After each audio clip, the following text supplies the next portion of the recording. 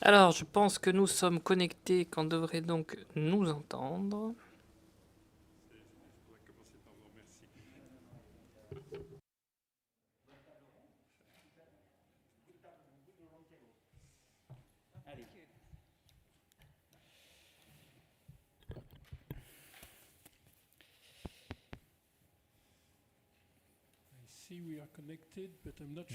Alors, il me semble qu'on est connecté.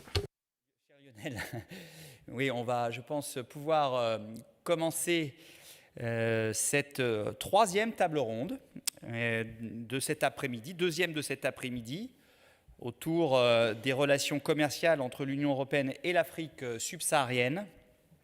Nous aurons la chance et le privilège d'avoir Olivier Laouchet qui va nous faire le propos introductif de Trest TV et de Trest Academia. Merci beaucoup, cher Olivier, d'être présent. La table ronde ensuite sera introduite et ouverte par Maria Martin-Pratt qui posera les sujets et les thèmes abordés, qui est directrice générale adjointe de la direction générale du commerce, la DG Trade, à la Commission européenne, que je salue et que je remercie d'être présente en ligne. Et puis, cher Lionel Zinzou, merci beaucoup d'être présent. Vous avez été présent toute la journée. Merci de modérer cette table ronde, vous qui êtes ancien Premier ministre du Bénin, qui êtes économiste et président de Terra Nova. À vos côtés, son Excellence l'ambassadeur de la Côte d'Ivoire près du Royaume de Belgique, du Grand-Duché du Luxembourg et de l'Union européenne, son Excellence Abou Dosso. Merci, monsieur l'ambassadeur. Vous êtes aussi à vos côtés avec Madame Funzile Langani, qui est représentante présidentielle d'Afrique du Sud pour l'investissement et présidente d'Afropulse Group. Et nous avons en ligne pour cette table ronde son Excellence Jean-Omer Beriziki, qui est ambassadeur de Madagascar en Belgique, représentant auprès de l'Union européenne et auprès des organisations internationales dans la région du Benelux. Et monsieur Patrick Poirier, qui est vice-président cacao du groupe CEMOI et président du syndicat français du chocolat, et aussi président de l'Alliance 7, syndicat multiprofessionnel de l'alimentaire, et président du syndicat du chocolat. Merci beaucoup de votre présence en ligne, ainsi que la présence de Madame Aïssata Lam, qui est directrice générale de l'Agence de promotion des investissements de Mauritanie.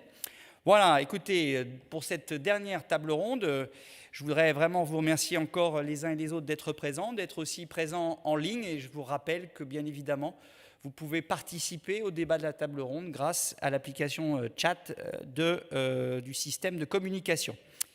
Et je laisse la parole sans attendre à monsieur Olivier Laouchet. Et ensuite, c'est monsieur Lionel Zinzou qui animera et modérera cette table ronde. Merci à tous.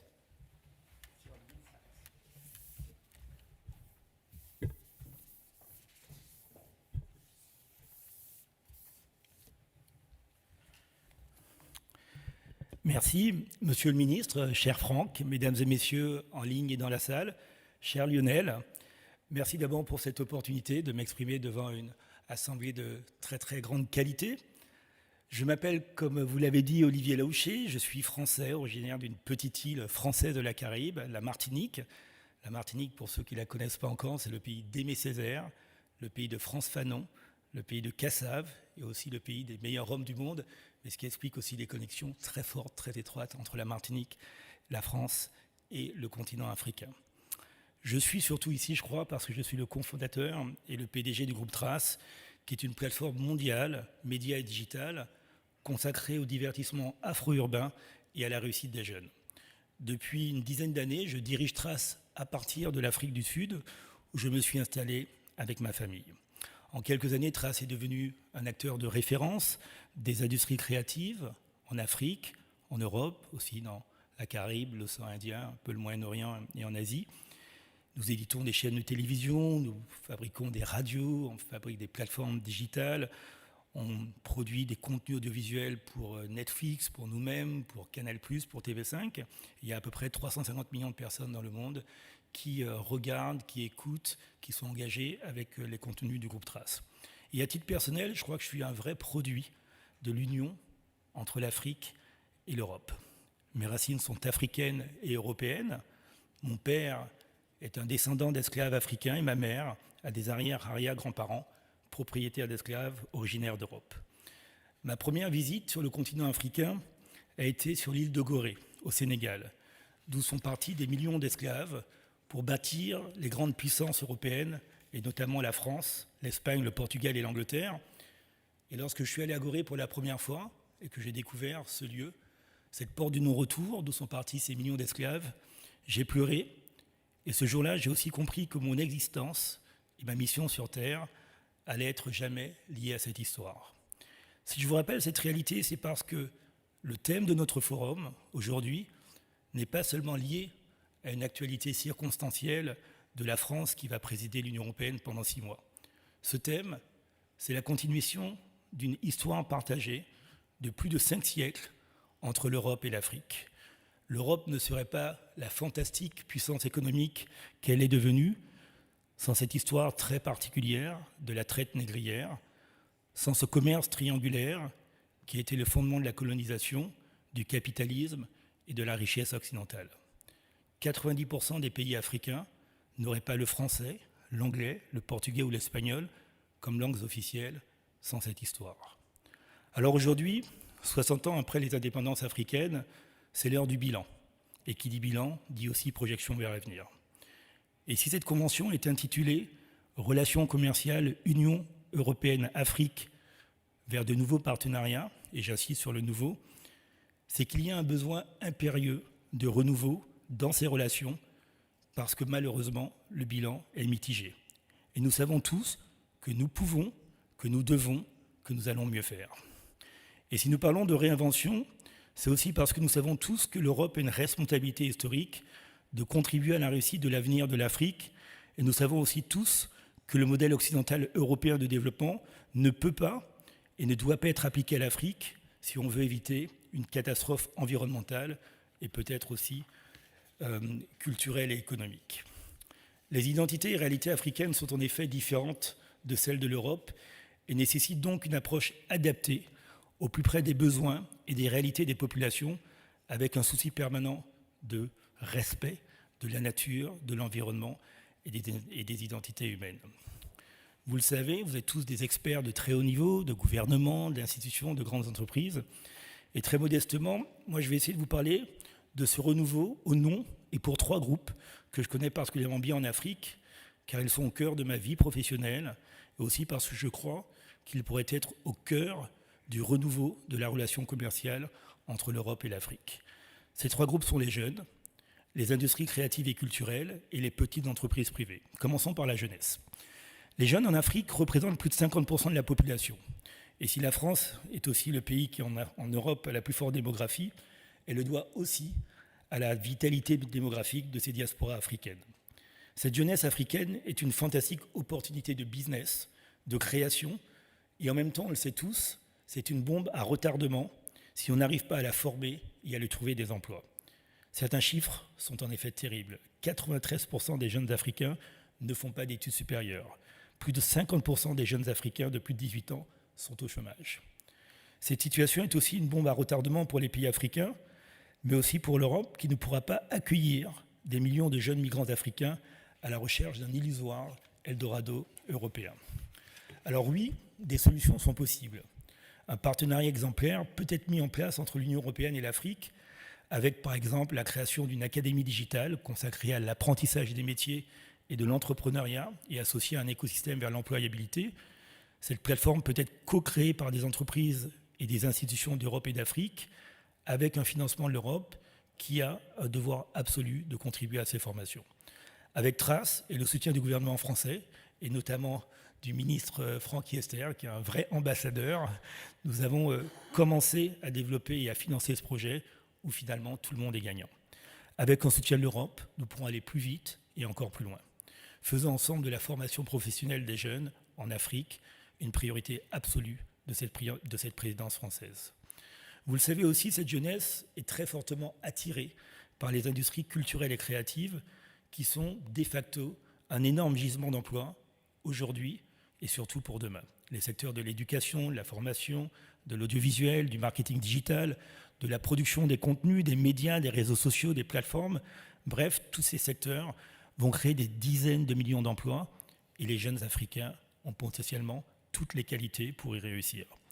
Et surtout, ces industries créatives sont au cœur d'un soft power qui va définir les modes de civilisation de demain. Aujourd'hui, 100% des réseaux sociaux utilisés par les Africains et par les Européens sont contrôlés par des groupes américains et chinois, et donc par les cultures américaines et chinoises. Nous pensons, j'en suis persuadé, que l'Afrique et l'Europe peuvent et doivent s'associer pour créer le TikTok de demain, le TikTok de nouvelle génération. Ensemble, en associant les qualités créatives et techniques de nos deux continents, nous pouvons créer ces nouvelles plateformes qui permettront non seulement de se divertir, mais aussi d'accéder aux outils de formation et de réussite dont ont besoin les jeunes d'Europe et d'Afrique. Là aussi, la Commission européenne a un rôle très important à jouer. Et là aussi, elle se doit de faire évoluer ses mécanismes d'intervention vers beaucoup plus de simplicité, vers plus de proximité avec les acteurs privés. Le secteur privé européen est en effet l'un des plus dynamiques et innovants du monde, avec des entreprises de toute taille et beaucoup de champions aussi internationaux. Le secteur privé africain est lui constitué à 95% de micro-entreprises de moins de 3 employés. L'Afrique, d'ailleurs, est le continent champion du monde des entrepreneurs, et notamment, c'est le continent champion du monde des entrepreneuses.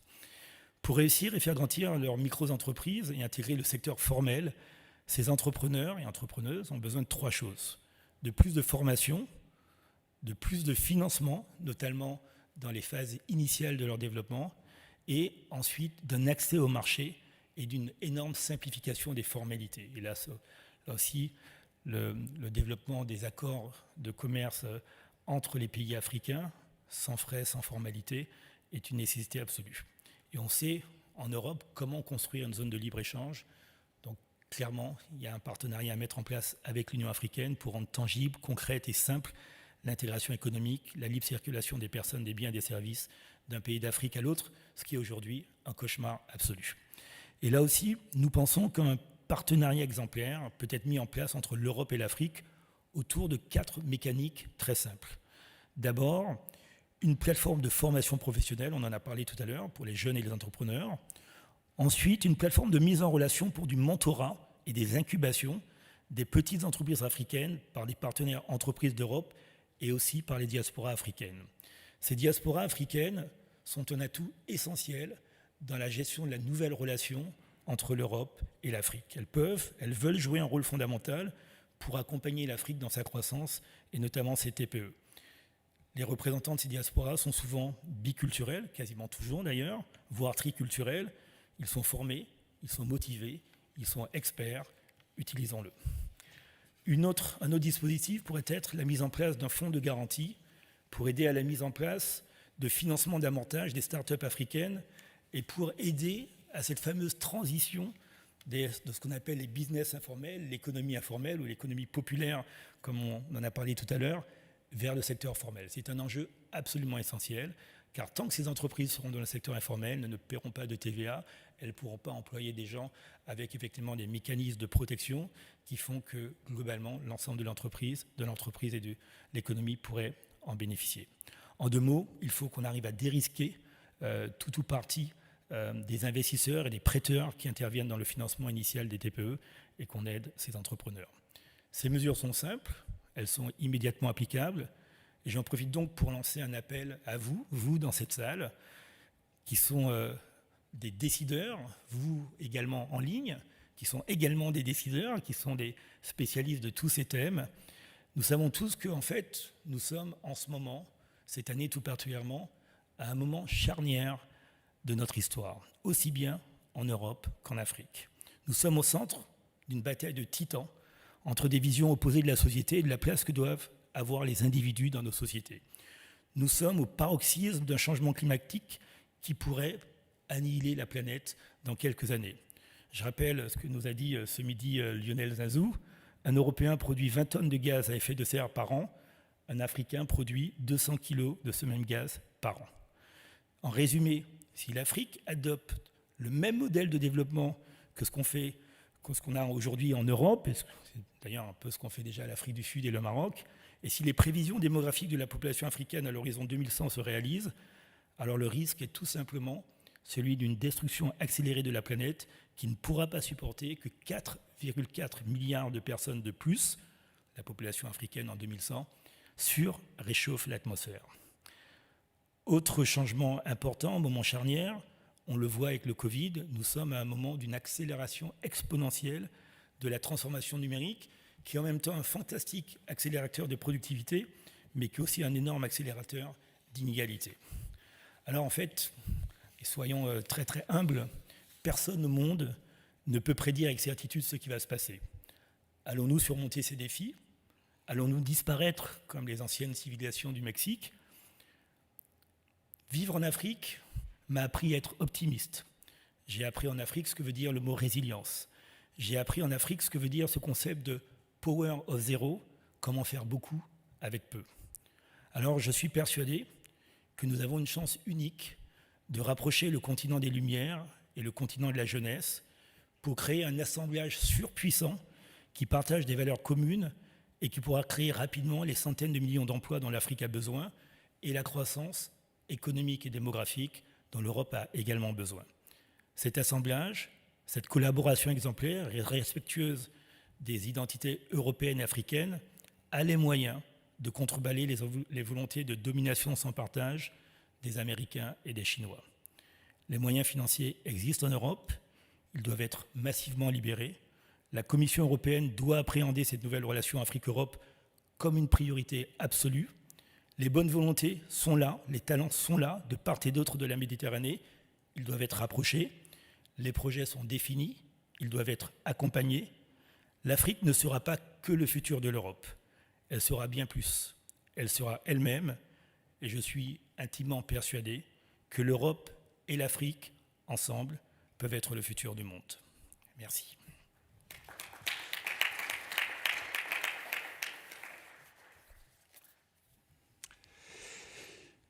Excellences, Mesdames et Messieurs, bonsoir. Je voudrais saluer et remercier notre jeune frère Olivier Laouchet pour plusieurs raisons. D'abord pour être lui-même un entrepreneur dans un domaine qui est très important parce que nous ne produisons pas que du cacao, du pétrole, etc. Nous produisons aussi de la création et que c'est un grand entrepreneur des industries créatives, mais aussi pour avoir donné une dimension, comme tout à l'heure, notre autre keynote speaker, le ministre Borloo, pour avoir donné une dimension un peu historique au moment que nous vivons. Monsieur le ministre, je voudrais vous remercier parce que vous nous honorez beaucoup en nous invitant à cette première conférence de préparation dans le cadre de la présidence française et à un mois d'un sommet très important avec l'Union africaine. Donc merci beaucoup, merci à vos services, au ministère des Affaires étrangères, au ministère de l'économie et des finances, à la direction générale du Trésor, qui ont préparé très efficacement ces tables rondes. Tout à l'heure, le ministre Jean-Yves Le Drian, qui connaît très bien et l'Europe et l'Afrique, et depuis longtemps, conclura 15 minutes après la fin de cette table ronde, cette journée. Nous sommes honorés d'y être associés. Et je remercie en ligne et en présentiel nos amis panélistes. Je voudrais garder des deux interventions d'Olivier et du ministre Borloo une petite note d'urgence. Il y a une urgence, monsieur le ministre, parce que, comme le dit Olivier, au fond, si on ne change pas de modèle ensemble, la planète va devenir difficilement vivable. Aujourd'hui, effectivement, l'Afrique n'est pas le plus grand danger pour le changement climatique, mais pourrait le devenir à mesure de sa croissance pendant le siècle. Et c'est vrai que sur l'énergie, on n'a pas fait beaucoup de progrès par rapport à ce qu'on pouvait espérer au moment de la COP 21 entre Europe et Afrique. Donc il y avait un élément d'alarme. Il vaut mieux agir avec l'idée qu'il y a une alarme et qu'il est vraiment important de se dire les choses comme elles sont. Et tout à l'heure, je vais demander aux panélistes de faire comme Olivier, de faire éventuellement des recommandations. Donc Olivier nous dit, faites des plateformes. Bon, c'est un homme de la génération digitale, de formation, de mise en relation des entreprises, de mobilisation de la diaspora. Mettez en place plus de fonds de garantie. C'est encore une proposition. D'ailleurs, ça commence. Hein, il y a un certain nombre d'agences bilatérales et un rôle important de la BEI là-dessus. Et au fond, changeons ensemble de modèle. Et je crois que faire quelques recommandations pour ce qui pourrait être à l'agenda du sommet, tel que vu par les panélistes qui représentent dans cette table ronde aussi bien les autorités publiques que le secteur privé, je pense que c'est un peu l'esprit, en se disant vraiment ce qu'il en est. Ce qu'il en est quand même, c'est que oui, l'Union européenne est le premier partenaire du commerce, de l'investissement, de l'aide publique pour l'Afrique. Mais ces parts de marché baissent. Nous ne sommes pas seuls au monde. Oui, il y a la Chine, oui, il y a les États-Unis, mais oui, il y a la Turquie. On parlait tout à l'heure déficit de l'Afrique du Nord. Oui, il y a le déficit vis-à-vis de la Chine, il y a le déficit vis-à-vis de la Turquie. Mais il y a le Brésil, mais il y a les BRICS en général, mais il y a le Vietnam, mais il y a la Corée. Enfin, au fond, on ne manque pas de nouveaux partenaires qui ont émergé depuis longtemps. Et même en Afrique, les pays les plus avancés du point de vue industriel, c'est le cas de l'Afrique du Sud, chère Madame Génie, c'est le cas du Maroc. On a des concurrences où la concurrence chinoise a, au fond, cassé une première phase d'industrialisation assez réussie et assez avancée. Donc, nous avons une compétition qui est de plus en plus élargie et de plus en plus de partenaires. Il ne faudrait pas que l'Union européenne, satisfaite d'être la première, ne resta en fin de compte que petit à petit sur la défensive, alors que nous avons tellement d'urgence. Alors, je vais évidemment tout de suite donner la parole aux vrais spécialistes. Monsieur l'ambassadeur, vous avez été présenté tout à l'heure par le ministre. J'ajouterai, Monsieur Abou Dosso, que vous êtes un bon spécialiste au cœur des négociations en cours entre l'Union européenne et l'Afrique, et notamment vous occupez spécialement du comité des produits de base. Et vous voyez, on est dans une Afrique qui est un peu différente de celle de la demi-heure précédente.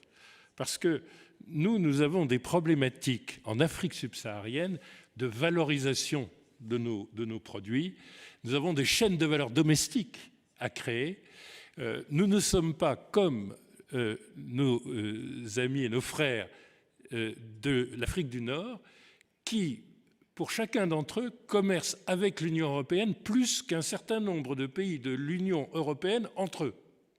Nous ne sommes pas exactement dans cette situation-là. Nous ne sommes pas exactement dans les mêmes problématiques.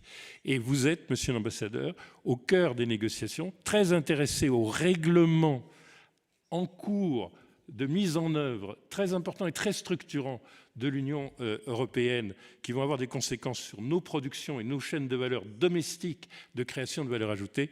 Et on serait très heureux que vous ouvriez cette table ronde. Merci, Monsieur le Premier ministre.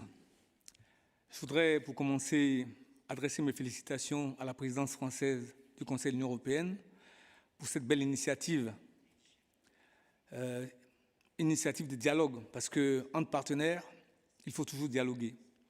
Nous sommes à une phase importante, le Premier ministre l'a dit, où les questions de durabilité remontent très fort dans l'agenda, avec leurs conséquences sur le commerce. Aujourd'hui, je prends la parole au nom de la Côte d'Ivoire, mais je peux, sans risque de me tromper, dire que les propos que je vais tenir seront aussi valables pour les pays qui ont signé un accord de partenariat économique d'étape, comme la Côte d'Ivoire, le Ghana notamment, le Cameroun aussi, étant donné que mon collègue, M. Beriziki, ambassadeur de Madagascar, parlera donc de l'APE à fois, et donc ça permettra de compléter le tableau d'une façon générale pour l'Afrique subsaharienne. Je voudrais indiquer que l'Union européenne est un partenaire important, très important pour l'Afrique, et principalement pour la Côte d'Ivoire. C'est le premier partenaire commercial de la Côte d'Ivoire. 40% donc des exportations de la Côte d'Ivoire vont vers l'Union européenne. Un peu plus de 30% donc des exportations de l'Union européenne vont vers la Côte d'Ivoire. Et au niveau investissement, l'Union européenne est le premier partenaire parce qu'il détient près de 60% du stock donc d'investissement direct étranger. C'est donc un partenaire important. La relation entre l'Union européenne et la Côte d'Ivoire est régie par un accord de partenariat économique d'étape. Pourquoi un accord de partenariat économique d'étape? Parce que simplement les négociations prévues dans l'accord de Cotonou, qui est l'accord de partenariat qui régit les relations entre l'Union européenne et les États d'Afrique, Caraïbes, Pacifique, les négociations donc, pour un accord régional ont pris du retard. Et la Côte d'Ivoire et le Ghana notamment pour l'Afrique de l'Ouest ont dû conclure des accords d'étape. En substance, ces accords disent quoi? Accès libre des droits de douane pour les produits de nos pays au marché européen et un démantèlement tarifaire sur 10 ans des produits européens sur nos marchés. Et ce dispositif a commencé et est entré effectivement en marche le 1er janvier 2019. Aujourd'hui, quand on regarde, si on veut faire un petit bilan, on se rend compte que le bilan est relativement mitigé. Peut-être vient-il de la nature même de l'accord des partenariats que nous avons. Parce que la Côte d'Ivoire et les autres pays qui sont dans la même situation a simplement préservé les acquis d'avant cet accord, à savoir continuer effectivement donc à faire son commerce sans droit de douane supplémentaire. C'est tout pour l'instant. Et quand on regarde du côté européen, les incidences fiscales qui avaient été anticipées en termes donc de baisse des recettes fiscales, parce que justement on anticipait que plus de produits européens entrent, ne se sont pas matérialisées. Ça reste relativement faible, très marginal, ce qui veut dire que la partie européenne n'a pas profité donc des facilités et des ouvertures qui ont été faites dans un premier temps. Donc pour l'instant, ça reste un accord dans l'attente. Les leçons qu'on peut en tirer sont celles que je viens d'indiquer, à savoir qu'effectivement, pour l'instant, les bénéfices restent relativement limités. Il faut indiquer ceci. Dans cet accord, il était prévu effectivement, dans une seconde phase, qu'un certain nombre de questions qui ont trait au commerce des services, aux investissements, qui ont trait aux questions de durabilité, fassent l'objet d'une négociation. Le problème, c'est que cette négociation était prévue dans le cadre de l'élargissement de cet accord d'étape à un accord régional. Ce qui fait qu'il y a des questions aussi importantes que les questions de durabilité, que nous attendions effectivement donc avoir négociées dans le cadre de cet accord, ne le sont pas encore pour l'instant. Et ce que nous constatons, c'est que l'Union européenne, de façon unilatérale, a entrepris donc de mettre en place un règlement. Un règlement donc sur l'entrée sur le marché européen des produits sans déforestation. Évidemment, avec toutes les conséquences que ça peut avoir, parce que nous avons un accord commercial, nous nous attendons effectivement donc à avoir ce cadre comme cadre des discussions et des négociations pour donc les questions de durabilité. Malheureusement, l'Union européenne donc, a mis, depuis donc, la mi-novembre 2021, en circulation, une proposition de règlement qui va interdire, dès qu'elle sera adoptée, après tout le processus législatif, qui va interdire l'entrée sur le marché européen de produits qui sont issus de forêts qui ont été déforestées. En substance, c'est cela. Il y a deux autres conditions. Une qui va obliger les entreprises à avoir donc une obligation, à produire des obligations de diligence raisonnées pour chaque donc exportation. Et puis donc une qui va obliger effectivement donc l'entreprise à respecter la législation des pays effectivement donc de production. Donc vous voyez bien que cette réglementation qui vient traiter les questions de durabilité uniquement sous un angle, on va dire, environnemental, va créer des problèmes au niveau donc commercial notamment parce que ça n'a pas été abordé dans le bon cadre. Et c'est ce que effectivement donc nous déplorons quelque peu et nous nous en préoccupons. Vous savez, au moment où cette proposition de règlement est en train d'être discutée, est en train d'être élaborée, l'Union européenne a eu la bonne idée de créer un cadre de dialogue à Bruxelles, notamment sur la question du cacao qui nous concerne principalement, et auquel ont participé toutes les parties prenantes, l'industrie, les ONG, la Commission européenne, les États membres de l'Union européenne, les États producteurs notamment. Et là-dessus, il y a des conclusions importantes qui ont été formulées. Nous attendions effectivement donc à les voir reprises dans le projet de règlement. Malheureusement, ça n'a pas été le cas. Et ce projet de règlement a été produit sous sa première version. Et nous espérons effectivement, et ça nous nous adressons effectivement donc à la présidence française, pour qu'effectivement il soit tenu compte des impacts de ce projet de règlement sur des pays producteurs qui sont des pays en développement. Parce qu'il ne faudrait pas que ce qui apparaît comme un remède fasse plus de tort que le mal qu'il est censé régler. Parce que nous avons tous bien compris que les questions, ce projet de règlement s'adresse, permet donc d'essayer de limiter les questions de déforestation, donc le tort qu'on peut créer à l'environnement, le tort qu'on peut créer aux végétaux, mais on ne peut pas non plus laisser perdurer le tort qu'on peut créer aux êtres humains. C'est en cela que les questions de prix aux producteurs sont des questions importantes. Ça a été dit suffisamment à Bruxelles. Pour l'instant, ça n'apparaît pas encore dans le projet de règlement et évidemment, bon, nous le déplorons. Il y a un certain nombre donc de voies de recours, mais nous préférons le dialogue. C'est pour cela que nous avons effectivement donc sauté sur l'occasion que vous nous offrez pour venir donc à Paris, discuter avec vous, faire le plaidoyer que nous voulons faire, dire que nous sommes des partenaires et qu'il est indiqué dans ces conditions qu'effectivement pour des questions qui peuvent avoir un impact sur le commerce entre nous, que nous puissions en discuter et donc intégrer tous les experts avant donc d'avancer. Alors, juste sur ce point, c'est ce que je voulais dire, pour dire qu'effectivement, la Côte d'Ivoire, de son côté, a décidé d'adresser cette question de façon quelque peu différente de l'Union européenne. Elle a mis autour de la table toutes les parties prenantes, industrie, les pays membres de l'Union européenne, les bailleurs de fonds, etc., pour effectivement discuter et élaborer un cadre stratégique de développement durable, notamment. Et donc, globalement, ce cadre est prêt. Il va être adopté bientôt. La question du prix se retrouve au centre de ce cadre. Nous ne pouvons que demander à la présidence française de se faire le porte-voix, effectivement, donc, de ce qui a été convenu avec les pays membres de l'Union européenne, avec les Team Europe en Côte d'Ivoire, pour effectivement donc faire la promotion, faire le plaidoyer au niveau donc de leurs partenaires, afin qu'effectivement la question du prix soit bien prise en compte donc dans ce dispositif. Il faut aussi comprendre que ça porte sur des petits producteurs qui sont relativement faibles et qu'il faut tenir compte effectivement donc d'une période d'adaptation afin de permettre à ceux-là d'adopter leur système de production, afin de pouvoir être plus durables. Sur ça aussi, nous espérons effectivement que la France va pouvoir donc nous aider à convaincre les autres partenaires. Monsieur le Premier ministre, voilà ce que je voulais dire en propos introductif. Merci, Excellence. Je dois des excuses à Madame Maria Martin-Pratt, à qui je vais donner tout de suite la parole, directrice générale adjointe de la DG Trade. Cela dit, je pense que ce n'était pas dans un esprit de partenariat inutile de commencer par une perception africaine d'une situation concrète, précise, sur la mise en œuvre des accords d'État ou des accords régionaux et la cohérence avec les règlements. Mais je crois que vous allez aborder le sujet plus largement. Je vous donne la parole, madame. Merci beaucoup, Monsieur le Président. Et vous avez tout à fait raison, c'est toujours très utile de commencer avec un rappel à la réalité. Et cette réalité comporte évidemment des questions qui marchent bien, des questions qui ne marchent pas bien, mais toujours basées sur la volonté de dialogue qui existe entre les pays de l'Afrique et les pays de l'Union européenne.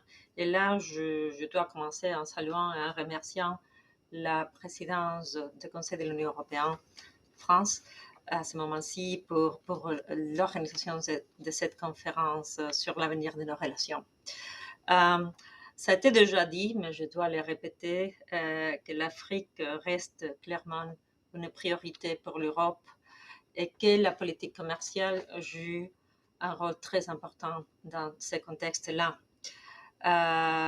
On est le premier partenaire commercial de l'Afrique, on est le premier investisseur et on est aussi le premier donateur sur le continent.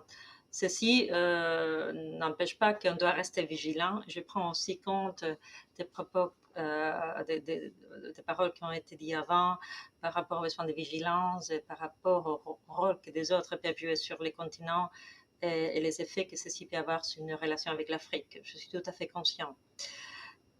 Néanmoins, je voudrais bien signaler comment, dans notre politique commerciale, on a clairement l'Afrique entre nos priorités. Cette commission-ci, elle a identifié 4 priorités en matière de commerce et d'investissement avec l'Afrique. La première, c'est la mise en place d'un dialogue politique et de coopération avec l'Union africaine et ses membres en vue de soutenir la mise en œuvre de la zone de libre-échange continentale africaine. La deuxième, et on était en train de parler, je suis sûre qu'on reparlera, c'est à propos de l'approfondissement et l'élargissement de nos accords commerciaux existants avec les différentes communautés économiques régionales africaines, ainsi que le renforcement de la composante de durabilité que ces accords ont. Le troisième, en termes de priorité, c'est l'accroissement des synergies entre les différents accords commerciaux avec les pays africains, par exemple, grâce à des règles d'origine plus harmonisées dans les échanges avec l'Union européenne. Et finalement, une priorité importante pour nous, c'est la conclusion des accords d'investissement durable, d'accords qui permettent de répondre précisément à ces questions qui étaient soulevées avant. Pourquoi est-ce que l'Europe n'en profite plus de l'accès au marché africain, n'investisse plus dans les marchés africains? Maintenant, où est-ce qu'on est par rapport aux accords commerciaux? Qu'est-ce qu'on est en train de faire en termes de négociations avec les pays? Ici, évidemment, je cible l'Afrique subsaharienne. Nous sommes en train de mettre en œuvre 5 accords de partenariat économique avec les pays de l'Afrique subsaharienne. On a des accords avec l'Afrique de l'Ouest, on a avec Ghana et la Côte d'Ivoire, on a un accord avec l'Afrique centrale avec le Cameroun, on a un accord avec l'Afrique orientale et australe avec les pays de la FOA et avec l'Afrique australe avec les pays membres de la SADC. Sujet brièvement, je fais mention brièvement de où on est avec chacun de ces des accords avec les pays de la FOA, avec les Comores, Madagascar, Seychelles, l'île Maurice et le Zimbabwe. Nous sommes en train de discuter l'approfondissement des dispositions actuelles dans notre accord de partenariat économique et l'inclusion des dispositions nouvelles en matière de services, d'investissement, de propriété intellectuelle, d'achat public, des règles d'origine, de développement durable et des obstacles techniques au commerce. Vous voyez, on est déjà en train là d'essayer d'avoir un approfondissement de nos relations commerciales. Avec les pays de la SADC, avec l'Afrique du Sud, le Mozambique, le Lesotho, la Namibie, Botswana et Eswatini, nous sommes en train de nous engager dans un processus de révision de l'accord de partenariat économique et on espère que ceci pourra nous amener à aboutir à l'ouverture des négociations pour de nouveaux chapitres. Et dans ce contexte-là, je voudrais aussi mentionner la possibilité aussi de l'élargissement de cet accord-là à l'Angola, dont on a commencé des discussions informelles au début de l'année 2020. J'espère aussi qu'on va pouvoir être en mesure de débloquer la mise en œuvre de l'accord de partenariat économique avec les pays de la communauté de l'Afrique de l'Est, avec le Burundi, le Kenya, le Rwanda, la Tanzanie et l'Ouganda. On est en train de discuter la possibilité d'une application provisoire de cet accord avec la Kenya, en attendant aussi que les autres pays vont venir et mener cet accord à devenir réalité. Avec l'Afrique centrale, pour le moment, on a signé uniquement un accord avec le Cameroun, mais notre ambition va bien au-delà de ça. Et avec l'Afrique de l'Ouest, comme ça a déjà été mentionné à partie, on a un accord de partenariat économique avec le Ghana et un autre avec le Côte d'Ivoire. Je prends note. Je pense que c'est des discussions importantes au propos de l'ambassadeur Dosso en disant les bénéfices restent limités. Je peux que dire travaillons ensemble pour s'assurer que ces bénéfices accroissent pour les deux parties. Notre ambition est là et notre priorité est aussi là.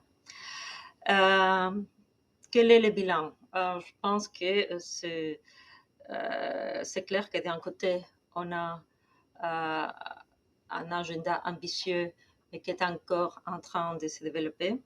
Il y a des difficultés de mise en œuvre dans certains cas, mais je pense, on est convaincu que le processus des accords de partenariat économique en Afrique a clairement démontré sa valeur ajoutée en termes d'ouverture des marchés, de simplification réglementaire, d'accroissement de la concurrence, de création de commerce, de consolidation de l'intégration régionale et d'attraction d'investissements étrangers. Je ne dis pas que le boulot est fait, qu'on est abouti à avoir tout ce dont on avait fixé comme objectif, mais je pense que c'est quand même important de reconnaître la valeur que ces accords ont et la valeur potentielle qu'ils pourraient avoir. On considère qu'avec la mise en œuvre progressive de la zone de libre-échange continentale africaine, les accords de partenariat économique peuvent aussi permettre aux États concernés de se familiariser avec les avantages de la libéralisation, d'engager des réformes fiscales nécessaires, réformer les administrations et attirer les capitaux nécessaires. On est aussi en train, comme j'avais dit tout au début, de mettre aussi des ressources pour négocier des accords pour la facilitation des investissements.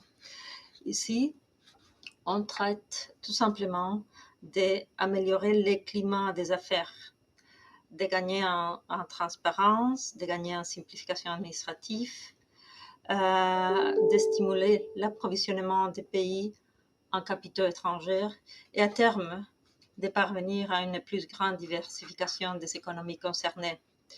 On a commencé des discussions avec l'Angola. On espère bientôt pouvoir les ouvrir aussi avec des autres pays tels que le Nigeria. Ce qu'on veut, bref, c'est de pouvoir soutenir les investisseurs pour créer de la richesse, de l'emploi et de l'innovation dans les pays africains. Je vais maintenant brièvement faire un peu le point sur le développement durable dans les accords commerciaux. Le développement durable, que vous êtes tout à fait conscient, est prioritaire et je pense que c'est un sujet aussi commun entre l'Afrique et l'Europe, que ce soit le développement durable en matière de respect de l'environnement et de la lutte contre les changements climatiques, ou que ce soit en matière de l'emploi. Nous, on a clairement fixé l'objectif de développement durable dans nos relations avec l'Afrique dans la communication de la Commission de mars 2020 sur une stratégie globale avec le continent. Et nous nous engageons activement avec l'Afrique et pas uniquement dans le contexte de nos accords commerciaux, mais aussi dans nos engagements en progression financière et dans nos relations économiques dans le sens plus large. Il y a eu référence faite à l'accord cadre dit post-Cotonou. Déjà là, au préambule des chapitres commerciaux, vous pouvez trouver un article sur le commerce et le développement durable. De fait de l'accord post-Cotonou, l'ensemble des parties signataires vont devoir conduire les relations commerciales de manière durable. Je, de nouveau, prends note du fait que certaines mesures peuvent créer des problèmes, doivent être discutées. Il y a eu référence au projet de règlement sur la déforestation, mais il y a aussi eu référence aux efforts qu'on en a fait avec des pays comme la Côte d'Ivoire, avec des pays comme le Cameroun ou comme Ghana, pour donner des réponses, pour s'assurer que, par exemple, dans le contexte de COCOA, on peut continuer à avoir des commerces et de les faire d'une façon durable, avec un développement durable. Je peux uniquement dire qu'on fera le mieux de notre partie pour s'assurer que nos efforts en matière de développement durable ne se traduisent pas à des difficultés pour l'Afrique engagée des relations commerciales avec l'Europe. il faut qu'on travaille ensemble. Et je pense qu'on a un objectif commun, que c'est d'avoir cette dimension autant du côté de l'Union européenne comme du côté de l'Afrique, en étant l'intérêt commun des deux continents. Je m'arrête là. Je suis très contente de participer à la discussion et disponible pour toucher à l'un ou l'autre sujet une fois que les discussions de la table ronde ont eu lieu. Merci beaucoup. Merci beaucoup, Madame Martin-Pratt. Merci de nous avoir donné une vision d'ensemble de l'état d'avancement des négociations et des progrès sur le continent. Merci aussi d'avoir pris note de ce qu'indiquait Monsieur l'ambassadeur, qui est intéressant parce qu'il faut effectivement qu'il y ait des éléments de cohérence entre politique commerciale, politique de partenariat, le travail également des agences bilatérales. Enfin, évidemment, ce sont des sujets complexes, mais cet élément de cohérence systémique qui était rappelé par l'ambassadeur était très important. Je voudrais donner la parole à Monsieur l'ambassadeur de Madagascar pour nous dire, en complément de ce qui vient d'être dit, ce qui, Monsieur le Premier ministre, vous avez été Premier ministre entre deux séjours à Bruxelles où vous représentez votre pays, comment, vu de l'océan Indien, de l'Afrique de l'Est, l'Afrique australe, progresse la démarche d'accord avec l'Union européenne? Je vous remercie, Monsieur le Premier ministre, de me donner la parole. Je voudrais également me joindre à vous, à tous mes préopinants, à mon collègue, l'ambassadeur Dosso, qui a effectivement toute sa place ici, parce qu'il est le président dans notre comité, donc du sous-comité commerce et produits de base. Bon, donc, je voudrais remercier la présidence française qui a organisé cette rencontre. En même temps, je voudrais aussi remercier Madame Martin-Pratt, qui est parmi nous, qui nous parle souvent donc de ce secteur ô combien important pour le développement donc de nos pays. Au niveau de la région Afrique orientale et australe, Madagascar, Maurice, les Seychelles, le Zimbabwe, nous avons signé le 28 août 2009 le premier accord de partenariat économique intérimaire, PEI, avec l'Union européenne, dont la mise en œuvre a débuté en 2012. En 2019, les Comores ont rejoint le groupe dénommé dès lors AFOA 5. Cet accord vise à stimuler les échanges et les investissements entre les deux parties, Union européenne et Afrique orientale et australe.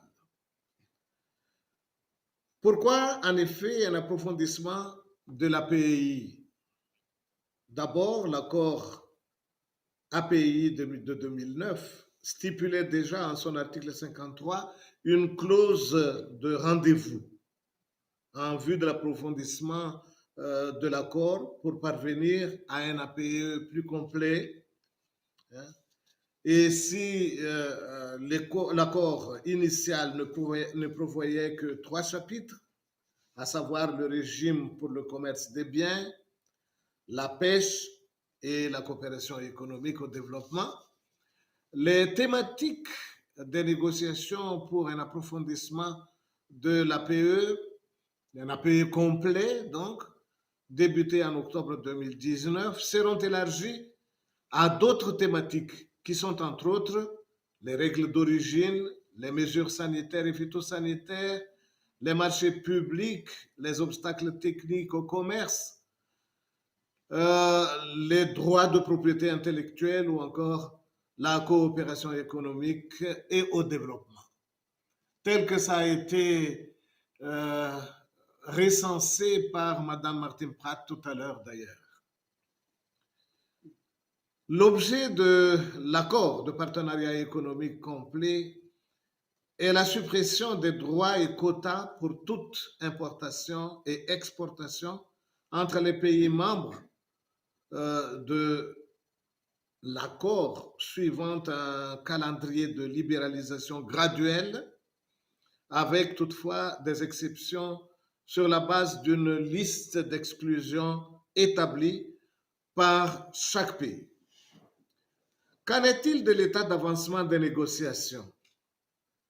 Monsieur le Premier ministre, c'est parmi la question que vous m'avez posée justement lors de notre entretien hier. Eh bien, depuis octobre 2019, l'Union européenne et les pays de la FOA 5 ont tenu 6 cycles de négociations techniques. La 7e session est prévue en mars 2022, voire au début 2023 si, par exemple, on n'arrivait pas à conclure cet accord. Des efforts considérables ont été fournis et ont abouti à des progrès satisfaisants, ayant permis de trouver les points de convergence sur certaines thématiques sensibles. Par contre, certains sujets nécessitent encore aujourd'hui plus de consultations internes à chaque partie et devront faire l'objet de discussions lors de sessions ultérieures.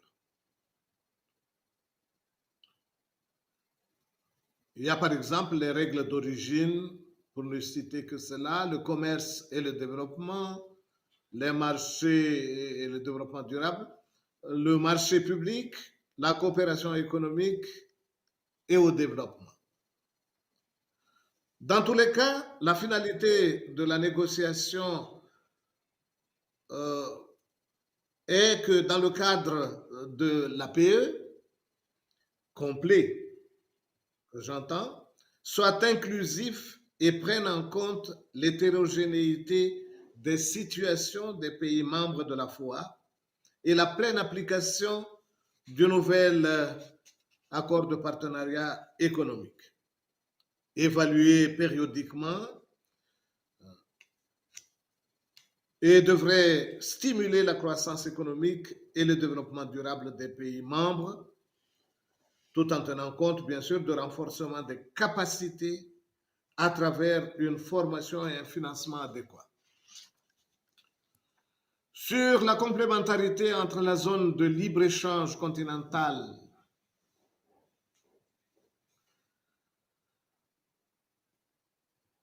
on me dit ici que j'ai épuisé le temps de parole qui m'a été accordé, Monsieur le Premier ministre. Prenez une minute, Monsieur le Premier ministre, pour nous expliquer la complémentarité avec la zone de libre-échange. Merci pour votre indulgence, merci infiniment. Bon, sur la complémentarité entre la zone de libre-échange continentale africaine et l'accord de partenariat économique intérimaire de la FOA, effectivement, la question mérite d'être posée en ce début d'année qui marque le premier anniversaire du début des échanges commerciaux dans le cadre de la zone de libre-échange continentale africaine. La ZLECAf, rappelons-le, est un pacte commercial visant à créer un marché unique des biens, des services et à promouvoir la circulation transfrontalière des capitaux et des personnes. Elle devrait stimuler le commerce intra-africain qui ne représente actuellement que 18% pour une population estimée à 1,3 milliard de personnes. Il s'agit donc d'une étape décisive d'intégration africaine. À ce jour, 54 sur les 55 États membres de l'Union africaine ont signé l'accord de la ZLECAf. 42 États membres l'ont ratifié, tandis que 39 ont déposé leur instrument de ratification. On devrait donc aller beaucoup plus vite et peut-être faire appel à tous les pays membres de l'Union de pouvoir signer et ratifier cet accord qui est très important. Madagascar est signataire de l'accord et effectue actuellement une étude d'impact visant à analyser les opportunités d'adhésion, parce qu'elle n'a pas ratifié justement l'accord. De là, en découlera bien sûr les stratégies de mettre en œuvre. Merci, monsieur Avec l'ambassadeur. Monsieur l'ambassadeur, je les crois, CAF, je crois qu'on vous redonnera la parole tout à l'heure en conclusion. Et je crois qu'on a bien compris, mais tout à l'heure, on vous demandera, on vous posera la question de savoir si un tarif extérieur commun à la ZLECAf ne va pas entrer en contradiction avec les accords avec l'Union européenne. Mais je vous poserai la question en conclusion, parce qu'il nous faut laisser un peu la parole à des acteurs qui sont non pas issus des autorités publiques, ou pas seulement, mais également du secteur privé. Et je demanderai volontiers à Mme Fouzile Langeni, puisqu'on est en Afrique australe, quel est son regard? Vous êtes une femme chef d'entreprise, vous avez créé des entreprises, vous présidez des entreprises, notamment de logistique, très important. Vous êtes également la créatrice d'un fonds de capital investissement, donc vous avez une vision très large sur le secteur privé.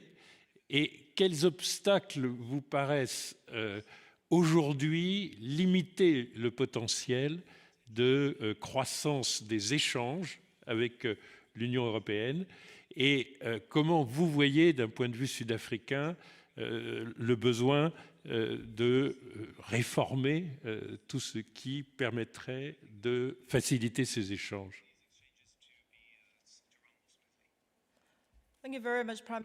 Merci beaucoup, Monsieur le Premier ministre. Je tiens avant tout à remercier Monsieur le ministre de m'avoir invité à ce dialogue entre l'Afrique et l'Union européenne. Que ce soit effectivement pour l'Afrique subsaharienne ou pour l'Afrique du Sud, nous n'avons pas encore eu beaucoup d'interactions avec la France, et je pense que vous envoyez ici un signe très clair et très positif. En ce qui concerne donc le point de vue du secteur privé, j'aimerais donc d'abord parler de l'économie de l'Afrique du Sud, qui est donc l'une des 3 plus grandes économies de l'Afrique subsaharienne. C'est l'une des économies les plus diversifiées, avec un secteur financier et bancaire très fort. Et je pense que, comme vous le savez, nous sommes d'un côté une économie extrêmement développée, avec l'une des plus grandes bourses au monde, mais aussi nous sommes une économie où finalement l'on trouve de nombreux résidents et une population très grande et diversifiée. L'Afrique subsaharienne, bien sûr, fait face au problème de la pauvreté. Et il est essentiel de pouvoir donc garantir une bonne croissance pour nos SME et faire en sorte qu'elles puissent être intégrées aux chaînes de valeur mondiales. En 2022, j'aimerais donc partager avec vous un certain nombre de points. Si l'on regarde les relations commerciales entre l'Union européenne et l'Afrique, nous avons donc l'accord de coopération économique qui a été signé en 1995. Et un deuxième accord, donc l'accord de coopération économique, le CEDEC, qui n'a été donc finalisé qu'en 2016. En tant que jeune entrepreneur africaine, eh bien cela, pour moi, pose un certain nombre de questions. Pourquoi est-ce que cet accord a mis 10 ans à finalement être finalisé? Je vois que la relation entre l'Union européenne, le CEDEC et les différentes économies a été assez compliquée finalement au cours des années. Et j'aimerais que cette relation puisse aujourd'hui se simplifier et véritablement soutenir les économies de manière durable. Comme nous avons pu le dire aujourd'hui, nous abordons la question d'une nouvelle relation entre l'Union européenne et l'Afrique. Nous abordons cette question, bien sûr, dans un contexte de crise sanitaire avec la Covid-19. Et il s'agit non pas, bien sûr, d'aborder uniquement des questions d'échanges commerciaux. Bien sûr qu'il y a la question de développement durable, de transition numérique, de transition migratoire également.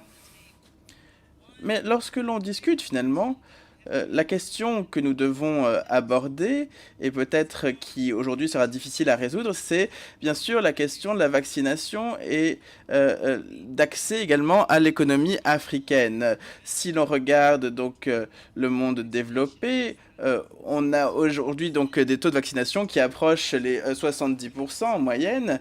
Mais si on regarde le taux de vaccination en Afrique, eh bien, on voit des niveaux de vaccination beaucoup plus faibles, jusqu'à 10% pour certains pays. Si nous aspirons à renforcer l'économie, à travailler sur les économies durables, eh bien, mesdames et messieurs, j'ai du mal à comprendre comment nous pouvons y parvenir sans la vaccination. Donc je dirais que ce qui est important et urgent en termes d'intervention, c'est de passer en revue, d'évaluer comment le reste du monde peut venir en aide aux économies africaines et notamment celles qui ont été ravagées par la Covid-19. La perspective sud-africaine, eh bien, nous avons 3,2 milliards de moins en termes de PIB en 2020, donc un rétrécissement du PIB, ce qui est une chute importante puisque nous avions 22 milliards en 2019 et pour ce qui est des chiffres de 2021 et 2022, nous attendons une dépression économique importante qui fait que des millions de Sud-Africains ont perdu leur emploi et certains secteurs ont été fortement impactés, comme par exemple le tourisme, qui dépend grandement du soutien européen ainsi que du support qui est apporté par l'Union européenne. Mais pour répondre à votre question, je crois que les accords de partenariat économique ont été excellents pour le commerce.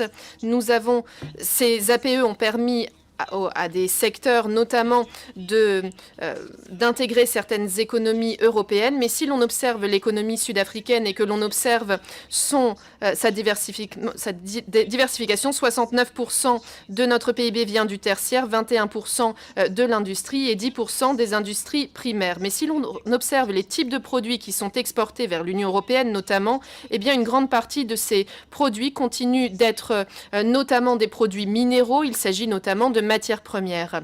Beaucoup de terrain a été couvert afin que nous nous assurions que nous puissions exporter des automobiles, des machineries ou d'autres types de transports vers l'Union européenne, mais de manière prédominante, les grands produits d'exportation de l'Afrique du Sud vers l'Union européenne, ce sont des matières premières. Et je pense que la perspective sud-africaine est la suivante. Comment pouvons-nous faire en sorte que celles et ceux qui sont sous le seuil de pauvreté dépassent ce seuil de pauvreté, sortent de la pauvreté? Comment créer une industrie pérenne? Comment créer et redynamiser notre économie? Étant donné que notre grand atout, c'est le secteur minier, le secteur de l'extraction, nous devons travailler. C'est vrai que l'Afrique du Sud ne s'est pas forcément rendu des services dans un passé récent, mais moi-même, je suis un des envoyés spéciaux pour l'investissement en Afrique du Sud du président Ramaphosa et nous travaillons pour rectifier certains défis réglementaires qui ont été des obstacles pour l'investissement dans le secteur minier notamment. Mais d'un point de vue des affaires, j'aurais tendance à dire que les bénéficiaires les plus importants des APE et d'autres formes de commerce sont été les grandes entreprises qui ont tendance à être inscrites sur les bourses avec des bureaux partout dans le monde. Mais ce que j'ai également observé avec une perspective sud-africaine, c'est que les petites et moyennes entreprises, eh bien, dans les faits, elles ne sont pas des acteurs significatifs sur la scène internationale.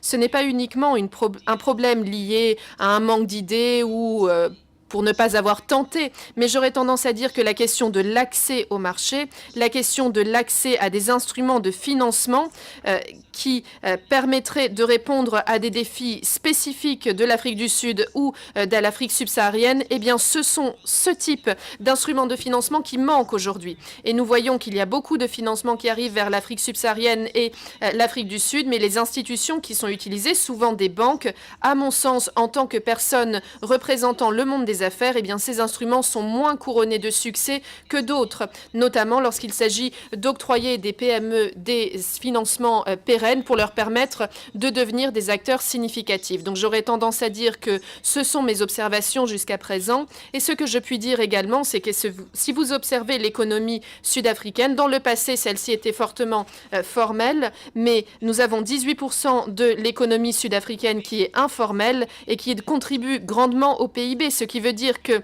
l'Afrique du Sud est finalement un environnement plus complexe. Certains instruments traditionnels pourraient apporter des bienfaits à vos grandes entreprises, mais différents instruments et peut-être différentes considérations dans les APE seront absolument nécessaires pour faciliter le travail des petites et moyennes entreprises.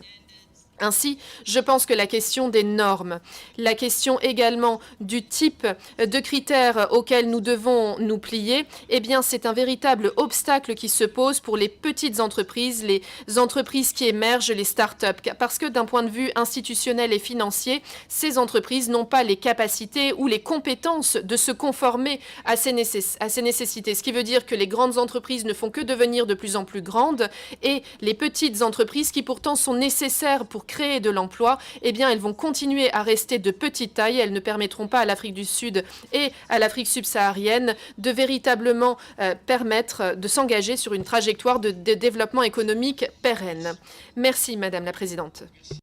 Rappeler que le temps, la temporalité, c'est important et que la longueur de temps dans les négociations, 10 ans pour parvenir à un APE en 2016, c'est peut-être un peu préoccupant, surtout si dans d'autres domaines, comme par exemple le travail législatif sur la réglementation sur développement durable, ne prévoit pas, elle, de période de transition nécessaire dans les pays concernés.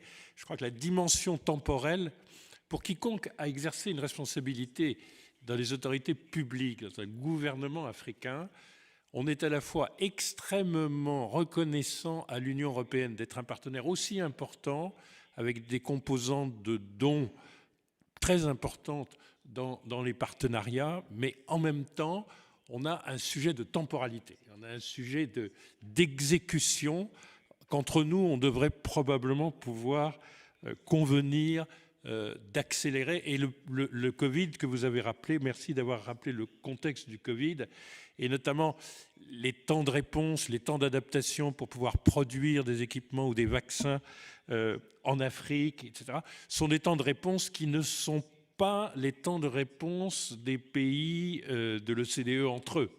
Et donc on a véritablement révélé en plus par la pandémie un problème assez sérieux de rapidité, d'accélération.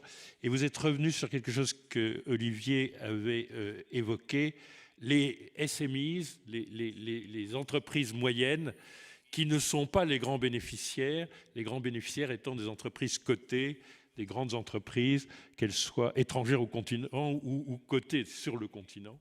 Et c'est très important de bien montrer que, et je crois que c'est une tendance forte, le secteur privé, à travers sa réalité des entreprises moyennes, doit être de plus en plus associé à tout ce qui concerne les échanges avec l'Union européenne. Je donnerai volontiers la parole maintenant à M. Patrick Poirier, donc d'une grande entreprise qui a fait le choix de s'intégrer de façon très puissante en Côte d'Ivoire dans son domaine du cacao et de faire un véritable co-développement entre France et Afrique de l'Ouest, peut-être en lui demandant, alors on est obligé maintenant d'aller un tout petit peu plus vite, mais en lui demandant peut-être témoignage en fait du travail avec les autorités publiques, mais aussi de tout ce qu'on peut avoir comme obstacle non tarifaire en dehors des grands accords institutionnels, parce que nous avons plusieurs questions venues de la salle sur ces barrières qui rendent difficile d'être compétitif en Afrique et où les écosystèmes sont un peu complexes. Et donc, Patrick, si vous pouviez aussi nous donner un éclairage sur les conditions vraiment opérationnelles de ces échanges, ça nous serait très utile. Merci. Merci beaucoup, M. Assou. Bonjour à tous. Merci de me recevoir pour ce témoignage. Je veux d'abord aussi remercier le ministre Rister, puisque je l'ai accueilli pour visiter nos usines à Abidjan, donc en tant que CEMOI. CEMOI est une entreprise un petit peu spéciale. Nous, on se considère aussi ETI, en fait, donc quelque chose qui, en fait, est assez rare finalement en France, puisqu'en fait, on intègre toute cette filière cacao, de la fève jusqu'au produit consommateur. Et l'ambassadeur d'Osso pourra sûrement en témoigner. Nous sommes très très intégrés en amont. Nous avons construit une usine de première transformation dans les années 90 en Côte d'Ivoire aussi, face à un secteur qui était en très très forte concentration, et avec une vision qui était de pouvoir travailler au mieux avec les coopératives locales et de pouvoir travailler beaucoup plus profondément avec les entrepreneurs locaux. Et nous avons, milieu des années 2000, choisi quelque chose de différent par rapport aux autres entreprises, c'est que nous avons aussi choisi d'investir sur le produit consommateur en local, en se disant le marché intérieur africain est un marché qui est important, c'est un marché qui va se développer, un marché qui est à faible pouvoir d'achat aujourd'hui, mais qui est un marché jeune et qui a besoin aussi de produits de chocolat. Le cacao ne doit pas servir uniquement à l'exportation, mais doit servir aussi pour pouvoir créer de la richesse en local et pouvoir créer aussi un accès du chocolat pur beurre de cacao aussi pour des consommateurs locaux. Donc c'est une histoire à la fois longue, compliquée. Nous avons vécu une première vision de la stabilisation en Côte d'Ivoire qui pour nous était, je dirais que fin des années 90, qui a été quelque chose qui avait une très très forte stabilité. Nous avons vécu des années plus tard un petit peu beaucoup plus compliquées, une fin de la stabilisation des prix aux planteurs. Et là, mon témoignage est vraiment que la stabilisation des prix agricoles aux planteurs, surtout quand on est la Côte d'Ivoire ou le Ghana avec des économies et des quantités de cacao exporté qui sont aussi importantes, c'est quelque chose qui est absolument indispensable. On a un traitement post-récolte qui est long. On oublie toujours de dire que le premier traitement post-récolte qui est fait, c'est la fermentation. C'est ce qui différencie fortement le cacao africain des cacaos asiatiques, par exemple. Gérer ce traitement post-récolte prend du temps. Et aujourd'hui, si on n'assure pas, je dirais, une stabilité des prix aux planteurs, on se retrouve avec une qualité qui avait fortement chuté au début des années 2000. Et je dirais que la remise en place d'une stabilisation, et en tant que CEMOI, nous avons fortement milité et essayé d'appuyer cette remise en place d'une stabilisation des prix aux planteurs pour pouvoir permettre de remettre en avant une qualité Côte d'Ivoire et j'irai mettre en avant jusqu'aux produits consommateurs, jusqu'au chocolat, cette vision de la qualité Côte d'Ivoire. C'est vrai que c'est un secteur qui est complexe, puisqu'en fait, nous avons choisi la durabilité aussi comme axe de différenciation. Nous n'avons pas entendu que l'Union européenne nous propose, et j'irai nous travailler avec eux sur la vision du due diligence. Nous avons choisi dès le départ une vision de la qualité, une vision aussi de la prime, sachant aujourd'hui que ce qui, je pense personnellement, le cacao en tant que matière première n'est pas assez rémunéré, qu'on se retrouve, si on regarde géré en euros constants, sur un prix de cacao qui a très très peu évolué sur les 30 dernières années. Donc là aussi, une très très forte implication d'entreprise, une vision de cette filière qui doit permettre d'avoir géré un développement durable de la filière cacao. Nous sommes aujourd'hui avec une vision qui est soutenue aussi dans des programmes qui sont communs avec d'autres entreprises parce qu'on ne peut pas travailler seul. Et je citerai par exemple l'initiative Cacao et Forêt, qui est soutenue par le ministre d'Envahi en Côte d'Ivoire. Et donc aujourd'hui, nous passons de la vision de la déforestation pour la production de cacao avec une vision qui est beaucoup plus vers la reforestation.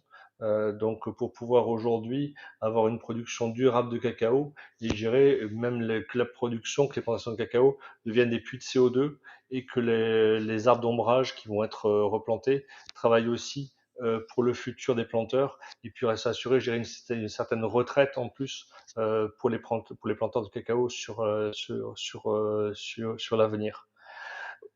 Pour répondre à votre question, M. Zinsou, ce qui nous a convaincu aussi d'investir en Côte d'Ivoire, c'est une vision de stabilité. La Côte d'Ivoire, pour nous, est une vision d'un pays stable. Et je sais que c'est un point qui peut paraître un petit peu polémique en ce moment, mais il y a une monnaie aujourd'hui qui permet à la Côte d'Ivoire d'être géré un pays qui est stable, une monnaie qui est en train d'évoluer, qui est en train de s'adapter. Mais en tant qu'entrepreneur, en tant qu'entreprise, je pense que c'est quelque chose qui est très très important. Si on compare avec des voisins ivoiriens d'autres pays. On voit bien que la stabilité du franc CFA permet aux planteurs de cacao d'avoir une certaine visibilité sur son revenu sur l'année, alors que sur des monnaies qui sont, qu'on pourrait appeler des monnaies fondantes sur les pays limitrophes, on se retrouve avec des revenus qui peuvent s'éroder au cours de l'année. Donc c'est à la fois important pour les entreprises et à la fois important, je dirais, pour cette vision de la durabilité du cacao. En tant qu'entrepreneur aussi, ben, on s'est adapté de toute façon. C'est notre vision. Moi, souvent, je me retrouve souvent plutôt en tant que porte-parole, plutôt côté de ce qui est vu côté planteur et de ce qui est vu côté ivoirien vis-à-vis de Bruxelles souvent. Et donc, c'est dans cette vision-là que moi, j'ai participé, par exemple, au Coco Talk en tant qu'entreprise, c'est moi, et aussi en tant que président du syndicat du chocolat. Donc, aujourd'hui, nous adapter aussi avec une population, enfin avec un pays qui est en train de changer aussi, hein. Abidjan a fortement changé ces dernières années. Une politique de grands travaux importants sur Abidjan, puisqu'Abidjan est devenu quand même une façade maritime très très importante pour toute la région. Donc on se retrouve aujourd'hui avec un pays qui a d'énormes besoins énergétiques. On a vécu une année qui a été compliquée à la fois en tant que Covid, mais aussi sur la partie énergétique en Côte d'Ivoire. Et je pense que l'industrie du cacao doit pouvoir permettre aussi de s'adapter dans cette vision d'utilisation énergétique, puisque nous avons aussi des produits qui pourraient travailler en tant que déchets, en tant que biomasse. On pense à la coque de cacao, on pense à la cabosse, qui pourrait permettre aussi d'avoir une vision de la génération énergétique autour de ces déchets. Donc voilà, donc nous avons un secteur qui est à la fois important pour le pays, nous nous adaptons.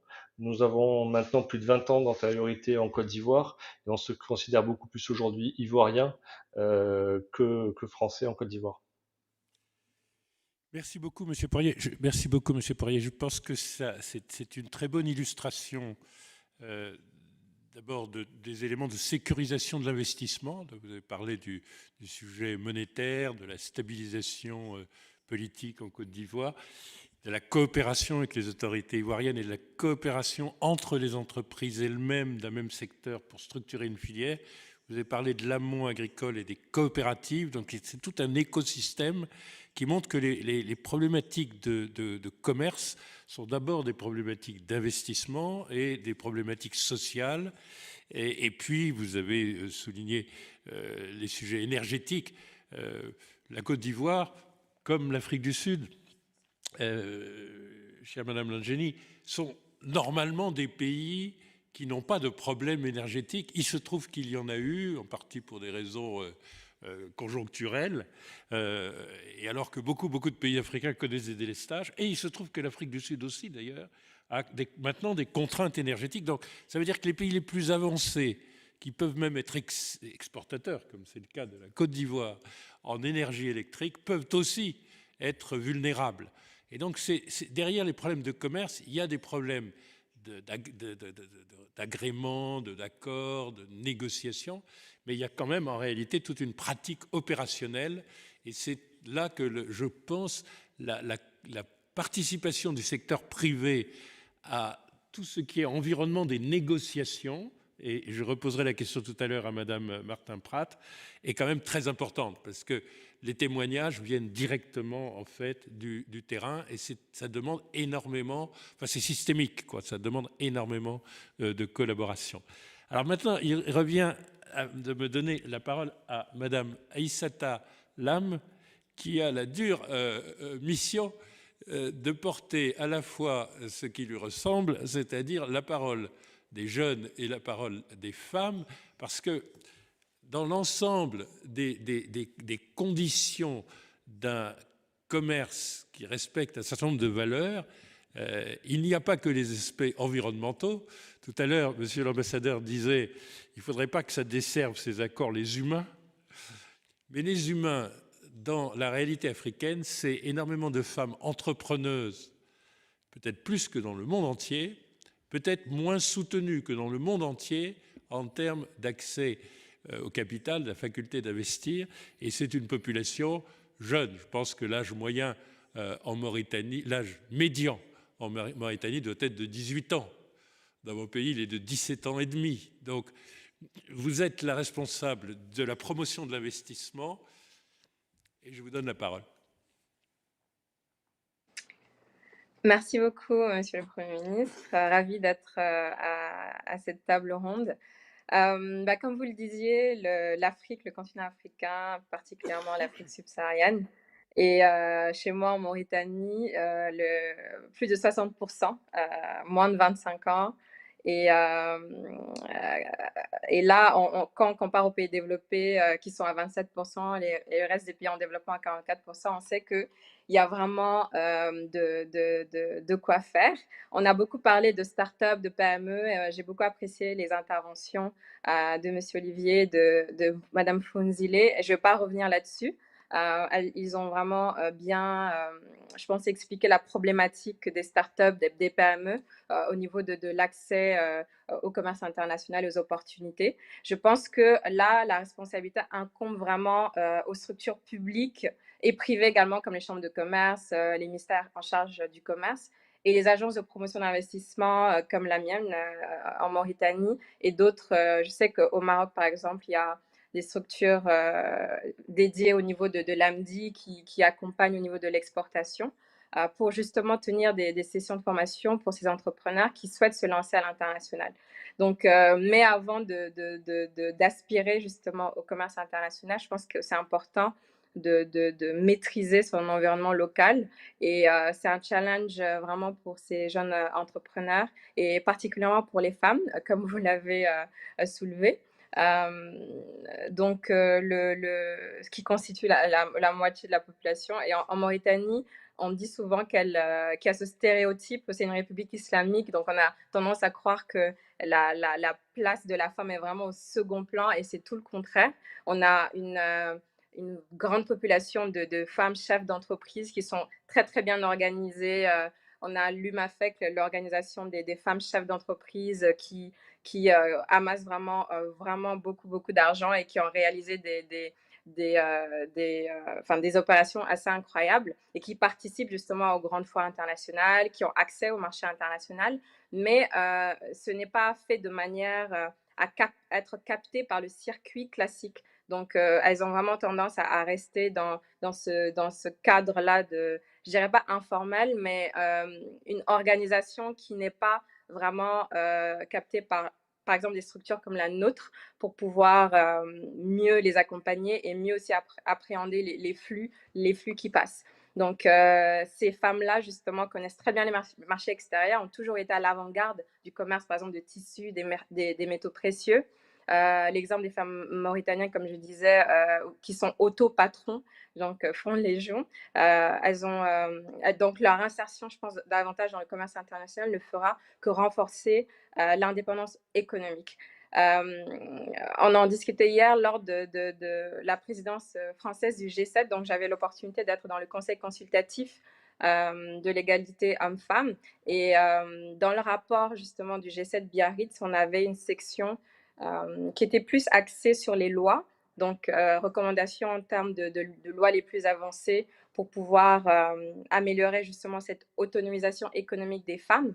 Et donc je pense que même en parlant de commerce international, et ça a été rappelé tout au long des discussions tout à l'heure, à travers les lois, en faisant de la discrimination positive pour combler justement le manque constaté à travers aussi des systèmes de quotas, on peut pouvoir justement mieux les intégrer.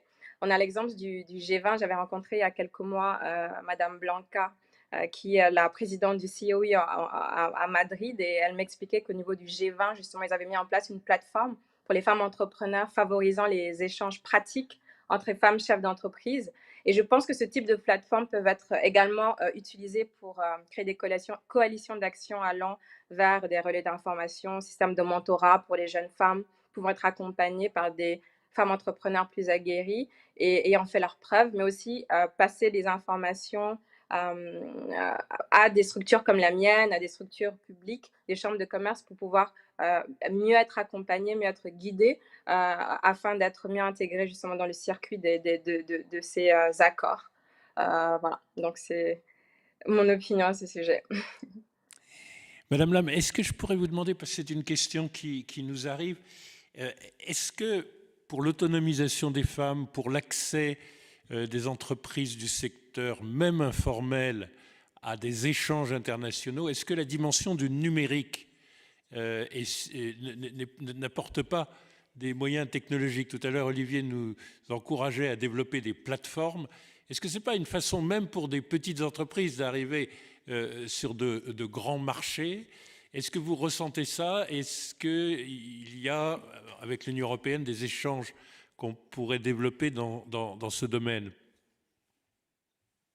Tout à fait. Je pense que en tout cas, quand on parle d'entrepreneuriat en Afrique, c'est important de dresser un portrait robot de ce qu'est ce jeune entrepreneur africaine. On l'a vu dans le contexte de Covid, comment ces startups, ces entreprises africaines ont créé des solutions, des services, des produits qui répondaient à des problématiques et des besoins au niveau locaux, au niveau nationaux, et qui avaient la possibilité d'être justement exportés, mais qui manquaient de plateformes les reliant à ces marchés-là. Donc, je donne l'exemple de la Mauritanie. On a dans le programme prioritaire du président de la République un accent particulier sur les secteurs productifs. Et nous, on a un accord historique avec l'Union européenne, parallèlement à la coopération au développement, qui vient d'être renouvelé pour 5 ans, qui est l'accord de pêche, donc qui a un montant de 57 millions d'euros, sans parler de l'appui de plus de 16 millions d'euros supplémentaires pour justement un appui dans le cadre du développement du secteur de la pêche. Et j'en parlais avec l'ambassadeur il n'y a pas très longtemps. Je pense que c'est important dans ce type d'accord d'orienter, de ne pas juste répéter ces signatures qui ne revoient pas forcément le fond des actions concrètes qui peuvent être tirées pour justement ce type d'entrepreneurs-là. Donc, à travers notamment la mise en place de plateformes qui peuvent être financées à travers ces fonds supplémentaires pour les secteurs productifs, parce qu'il y a beaucoup d'activités qui se passent, de PME qui sont dans ces secteurs-là, mais qui aujourd'hui restent vraiment au niveau très terre-à-terre parce qu'ils n'ont pas accès. Donc, je pense que le numérique est vraiment une solution parfaite, surtout qu'aujourd'hui, on a des solutions qui sont développées même par les entrepreneurs locaux qui peuvent totalement faciliter le partage d'informations, mais aussi l'accès directement à ces types de marchés, qui n'est pas aujourd'hui possible pour ces entrepreneurs-là. Oui, merci Madame Lam, parce que tout à l'heure nous en parlions avec Madame la ministre de l'Industrie du Kenya. On sait que le Kenya est très avancé en matière digitale. Madame Langeni, est-ce qu'en Afrique du Sud, ce n'est pas une solution technologique qu'on devrait beaucoup soutenir pour le développement de ces entreprises moyennes que vous appelez de vos voeux et qui ont besoin d'aller vers les marchés extérieurs, que de développer par le digital leur accès au marché? Là encore, ça nous vient du public, cette incitation. Merci beaucoup, Monsieur le Premier ministre. Je pense que, bien sûr, le monde se tourne de plus en plus vers le numérique. Si vous prenez les jeunes aujourd'hui, leur vie entière tourne autour du numérique, des plateformes numériques, que ce soit pour acheter, donc pour faire leurs courses, pour leurs loisirs. Aujourd'hui, toute cette communication est rendue possible par le numérique et n'était pas accessible auparavant. Il est important aussi de comprendre l'impact de l'économie numérique sur le continent africain. En Afrique du Sud, nous avons un système bancaire extrêmement sophistiqué et pourtant, nous avons pris du retard par rapport à d'autres pays africains en termes donc, de numérique. Comme vous avez pu le voir lors de votre conversation avec le ministre kényan, il semblerait effectivement que l'Afrique du Sud ait mis du temps avant donc d'adopter un système monétaire numérique, notamment donc par rapport au Kenya ou d'autres pays qui ont adopté ce système bien avant nous. Et je pense que cela aurait pu être bénéfique au marché sud-africain. Dans les marchés développés comme le nôtre, il est important de trouver le bon équilibre entre ceux qui ont déjà atteint un stade de développement avancé et ceux qui effectivement ont un développement moindre. Et il est important donc aussi d'intégrer de nouvelles parties prenantes, de nouveaux acteurs, afin que ceux-ci puissent aussi innover, inventer de nouvelles technologies, des nouvelles méthodologies de travail. Et il est important aussi de pouvoir intégrer le secteur informel dans l'économie formelle sud-africaine. Et je pense que c'est par le numérique que cela va se faire. Cela permettra donc aux acteurs de l'économie informelle de réintégrer l'économie formelle. Cela permettrait d'accélérer le processus. Public qui participe à ce débat et que c'est important. Il y a eu quelques initiatives bilatérales au sein de l'Union européenne, mais nous reposerons la question dans quelques instants à Mme Martin-Pratt. On nous a accordé 10 minutes pour pouvoir quand même répondre aux questions et conclure. Nous avons une petite prolongation de 10 minutes. Je voudrais aussi faire écho à une autre question dans la salle, qui est qu'au fond, l'intégration régionale en Afrique ne peut pas tout à fait avoir le même modèle qu'en Europe, parce qu'au fond, les pays n'ont pas les mêmes spécialisations, et donc ils n'ont pas nécessairement énormément de choses à échanger. Quel est un peu spécifiquement, et je vais poser la question au Premier ministre Beriziki, parce que ça recoupe aussi la problématique de la ZLECAf. Monsieur l'ambassadeur, moi j'ai à vous vendre du coton et vous avez à me vendre des crevettes, de la vanille et un certain nombre de produits miniers. Mon voisin, le Niger, peut m'exporter de l'uranium, mais vous voyez qu'au Bénin, je ne vais pas en faire grand-chose et il ne va pas faire grand-chose de mon coton. Nous avons eu des spécialisations héritées de l'histoire, et à la différence des économies qui échangent plus avec le continent, comme l'économie sud-africaine, l'économie marocaine, l'économie égyptienne, parce qu'elles sont très diversifiées, nous avons de telles spécialisations que ce n'est pas très facile d'en sortir. Donc il y a un vrai sujet, comment on peut diversifier le plus possible nos économies. Oui, merci, Monsieur le Premier ministre. Effectivement, le problème se pose, et c'est une question récurrente quand il s'agit bien sûr des produits de nos pays africains. Mais les pays africains sont aussi des pays avec leur diversité, beaucoup de diversité. Et je pense très sincèrement que tout accord devrait observer ensemble donc ces diversités et les possibilités de chaque pays d'offrir bien sûr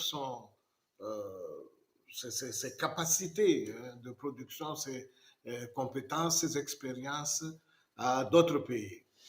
C'est justement cela qui devrait être retenu dans toute négociation sur les accords de partenariat économique.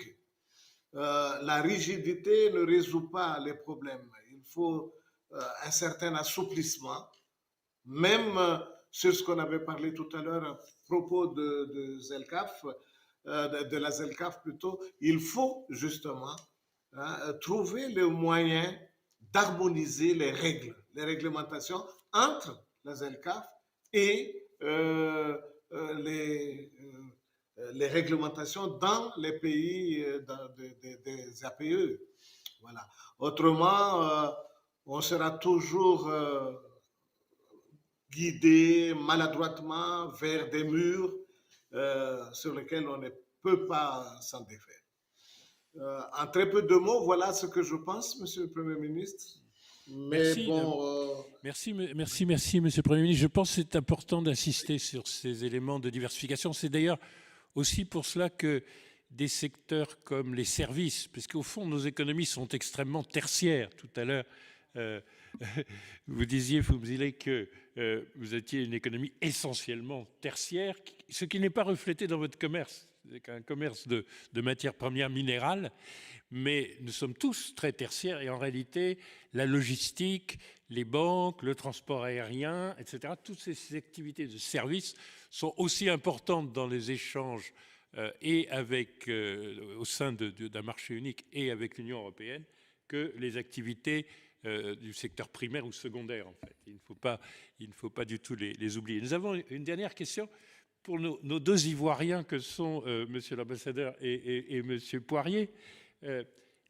Au fond, on voudrait comprendre quel est le risque qu'une réglementation sur la déforestation ferait courir, parce que c'est un exemple concret, on va en trouver beaucoup d'autres, mais quand même, si un règlement empêchait l'arrivée de produits parce qu'ils ne seraient pas conformes au nouveau règlement de l'Union européenne, quelles seraient les conséquences et comment on s'adapterait? Je pense que tout le monde n'a pas forcément en tête que dans notre région de l'UMOA, nous avons détruit 90% de la forêt primaire en 60 ans. Et que, en partie, c'est parce qu'il fallait développer des plantations, mais il y a des façons de faire des plantations qui pourraient préserver ou reconstituer, en fait, le couvert forestier. Mais est-ce que vous pouvez nous en dire plus, puisque ça a intrigué beaucoup nos auditeurs? Merci, Monsieur le Premier ministre. Non, le risque, évidemment, immédiat, il est évident. C'est effectivement donc l'impossibilité pour nous d'exporter sur le marché européen une partie de notre production. Vous me répondrez qu'effectivement, il n'y a pas que l'Europe qui est effectivement donc demandeur de produits agricoles ivoiriens. Il y a d'autres marchés, peut-être moins vertueux, qui sont un peu moins vertueux que les Européens, qui pourraient effectivement le demander. Mais très clairement, de façon relativement grossière, l'évaluation que nous faisons, c'est qu'effectivement, une partie de notre production ne pourra pas rentrer effectivement en Europe. L'autre gros risque qu'on a, c'est qu'effectivement, les efforts donc, de lutte du gouvernement contre la déforestation risquent d'être anéantis si des solutions pérennes ne sont pas trouvées sur les questions du prix. Parce qu'une chose, effectivement, donc, cette réglementation qui va empêcher une partie de notre production de rentrer sur le marché européen, mais une autre est très clairement que la question du prix n'ayant pas été adressée de façon adéquate, qu'effectivement, les mêmes causes continuent de produire les mêmes effets et que les efforts du gouvernement pour enrayer cette spirale qui a déjà commencé, la tendance a commencé à s'inverser. Nous ne sommes plus donc, le taux de déforestation est en baisse, observé depuis 2-3 ans, mais que ces efforts du gouvernement soient effectivement donc très clairement annihilés, et c'est ce que nous craignons le plus. Mais Monsieur Poirier, on sait faire du cacao durable, de la régénération des sols, de la reforestation, mais est-ce que ça prendra une génération? À long terme, et le danger d'une réglementation qui soit très dure, c'est qu'en fait les principaux pays producteurs, étant volumétriquement les plus importants, risquent d'être les plus contrôlés, donc les plus impactés. Donc on va se retrouver encore une fois avec des problèmes de discrimination, et je partage avec l'ambassadeur Dosso le problème sur le prix. On l'a vu dès que les Ghanéens, les Ivoiriens ont travaillé sur ce point-là. On a vu d'autres pays qui ont proposé aussi, qui ont dit nous on veut produire plus, et donc il y a une vraie compétition inter-africaine aussi sur ces secteurs-là. Donc la passerelle et la plateforme, je pense que le terme plateforme est un point important, ne doit pas être uniquement géré à un niveau de quelques pays, mais à un niveau d'un continent. Sinon on va se retrouver avec, là encore une fois, les producteurs les plus importants qui risquent d'être les plus pénalisés, alors que c'est eux qui ont fait le travail le plus important les dernières années pour avoir une durabilité renouvelée sur leur production. On revient encore sur le fait que pendant le Covid, Bruxelles n'a pas arrêté de travailler. On parlait de temps très long pour négocier des accords. Et en même temps, les réglementations, elles continuent à avancer beaucoup plus vite finalement que les accords. Merci. Sur Internet, il y a beaucoup de documentation sur tout ce qu'on peut faire en cacao durable, donc je vous y renvoie. Le temps il faut donner le temps de la transition. Nous allons, je crois, laisser la place au ministre, Monsieur Le Drian, dans quelques instants. Je me retourne simplement vers Madame Martin-Pratt pour lui demander ce qu'elle tire éventuellement de cette table ronde. Moi, j'ai entendu des choses sur plus de digitalisation, plus de travail en direction des entreprises moyennes, donc le tissu des entreprises qui vont bénéficier des accords, parce que pour l'instant, c'est peut-être essentiellement les grandes entreprises. J'ai entendu que la voix du secteur privé était toujours intéressante pour signer des accords. Et j'ai entendu que le temps, la temporalité comptait. J'ai entendu que vous preniez note du besoin de cohérence. Mais est-ce que je peux vous demander, au fond, ce que vous retirez de cette conversation ?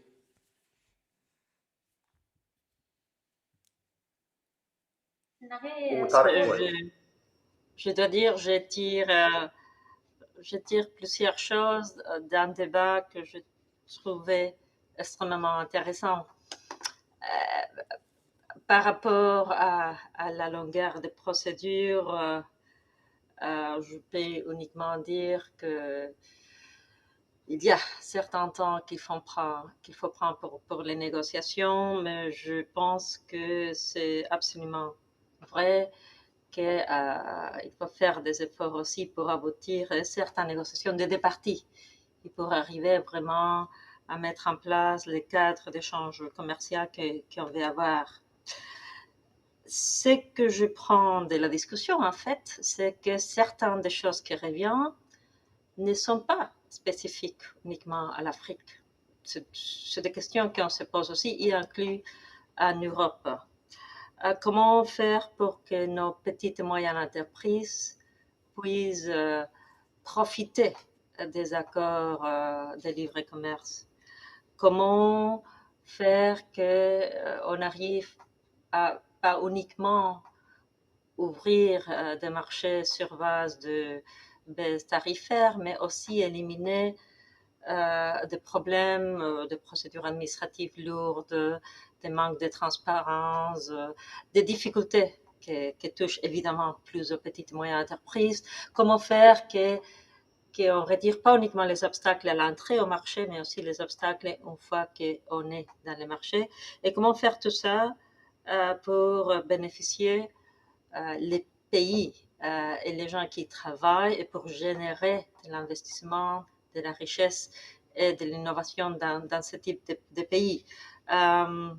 Sont des questions auxquelles on fait face aujourd'hui, pas uniquement avec l'Afrique. Et c'est des questions dont il faut trouver des solutions ensemble aussi avec l'Afrique. J'étais assez interpellée pour cette question-là. Bon, est-ce que c'est vraiment dans l'intérêt de l'Afrique aussi d'avoir un marché intérieur en tenant compte de la différence entre ces différents pays? Ça vaut encore comparer la taille de l'Europe à la taille de l'Afrique en étant un continent beaucoup plus grand. Je peux vous assurer aussi que la différence entre un pays comme, je sais pas, la Finlande, la Grèce ou l'Europe, ou l'Espagne sont très différentes. Mais ces différences sont des outils positifs. C'est la diversification, c'est le renforcement des chaînes de valeur, c'est de s'assurer qu'à un moment donné, ensemble, comme un continent, il y a une force plus grande dans les commerces. Et vous avez tout à fait raison. Vous êtes en train de vous développer sur base maintenant des secteurs tertiaires. Les services, que ce soit les médias, les logistiques, les transports, les services financiers, un marché intérieur est un marché important pour ces secteurs-là. Merci, pas facile à construire. Madame la directrice générale, je crois que nous avons été rejoints par Monsieur le ministre de l'Europe et des Affaires étrangères. Mais merci, je retiens de la conclusion que vous venez de nous apporter, que vous avez prononcé 2 fois en 1 minute le mot « ensemble », et c'était un peu l'esprit de cette table ronde. Et je veux vous remercier pour votre écoute. Et merci aux panélistes, merci au public, merci à tous d'avoir contribué à clore cette journée tous ensemble. Merci.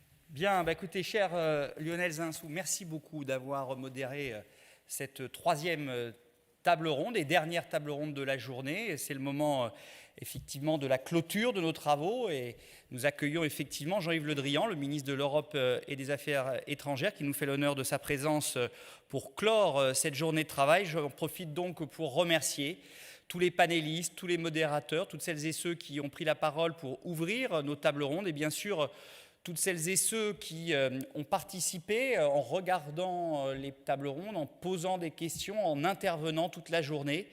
C'est un thème qui nous est cher, comme je le disais en introduction, un thème important de la présidence française de l'Union européenne. Et c'est un symbole fort que d'avoir ici, au centre de conférence du ministère de l'Europe et des Affaires étrangères, ouvert la séquence des conférences sur l'Afrique et notamment sur la relation toute particulière qu'il y a entre l'Union européenne et l'Afrique en matière commerciale et en matière économique. Je voudrais vraiment remercier les équipes du ministère de l'Europe et des Affaires étrangères, mon cher Jean-Yves, qui ont contribué à la bonne organisation de cette journée.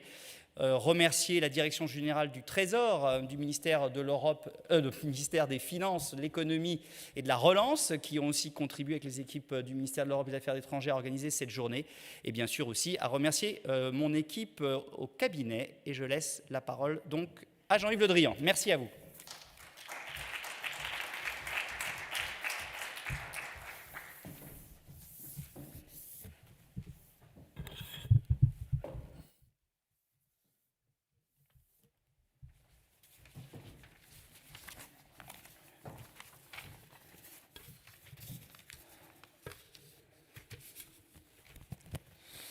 Mesdames et messieurs, cher Franck Riester, cher Lionel Zinsou, chers panélistes, je suis vraiment très heureux de pouvoir vous rejoindre à l'issue de cette journée qui marque, comme l'a dit à l'instant Franck Riester, le premier temps d'une série de rencontres, mais surtout le premier temps d'une série de rencontres organisées autour du partenariat euro-africain. Comme vous le savez, c'est une priorité pour la France, comme pour l'ensemble des Européens, parce que des liens humains très denses unissent nos deux continents, parce que d'immenses défis en partage, de l'urgence environnementale à la question des migrations, des mobilités, en passant par la menace du terrorisme, d'immenses défis en partage entre nous sont là, et parce que nous sommes exposés à la brutalité même des enjeux de puissance. Et pour toutes ces raisons, notre intérêt commun est de continuer à transformer les interdépendances qui, en raison de notre histoire et de notre géographie, existent entre nos sociétés et nos économies, en autant de solidarité concrète pour bâtir l'avenir ensemble, pour répondre aux aspirations de nos jeunesses et pour rester maîtres de nos destins, en nous appuyant les uns sur les autres pour affirmer nos souverainetés respectives. Et nous avons déjà commencé à le faire à l'initiative du président de la République lors du sommet sur le financement des économies africaines en mai dernier à Paris, et c'est ce que nous voulons poursuivre.